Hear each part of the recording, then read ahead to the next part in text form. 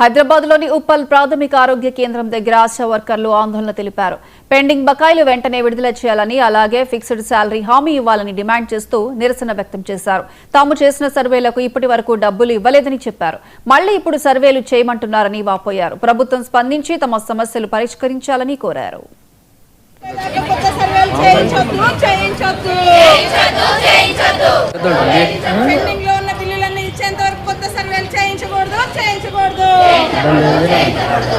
ఈ రోజు రాష్ట్ర వ్యాప్త పిలుపులో భాగంగా ప్రతి పిఎస్సి ఈ జిల్లాలో కాదు రాష్ట్ర వ్యాప్తంగా ప్రతి పిఎస్సి యూపీఎస్సీల ముందు ధర్నా నిర్వహించడం జరిగింది. దీనికి కారణం ఏంటంటే 5 సంవత్సరాల లెప్రసీ సర్వేకి సంబంధించిన అమౌంట్ మాకు పెండింగ్ లో ఉంది.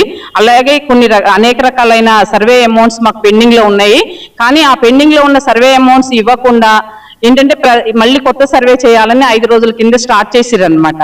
ఆ సర్వే ఏంటంటే మేము ఇప్పుడు పెండింగ్ లో ఉన్న బిల్లులు ఇచ్చేంత వరకు సర్వే చేయమని, ఇప్పుడు సర్వే ఎవరు చేయట్లేదు కాబట్టి ఈ ధర్నా నిర్వహించడం జరిగింది. గవర్నమెంట్ దిగి వచ్చి పెండింగ్ లో ఉన్న బిల్లులు బడ్జెట్ రిలీజ్ చేయాలని మేము ఈ ధర్నా చేస్తున్నాము. ఈ రోజు మొదటి రోజు అన్నమాట. దీనికి సంబంధించి 27వ తారీఖున కలెక్టర్ ఆఫీస్ లో ధర్నా ఉంది. అప్పటికి కూడా గవర్నమెంట్ దిగి వచ్చి బడ్జెట్స్ కేటాయించకపోతే మళ్ళీ ముందు కార్యాచరణ అనేది యూనియన్ రూపొందిస్తుంది. ఆ కార్యాచరణలో భాగంగా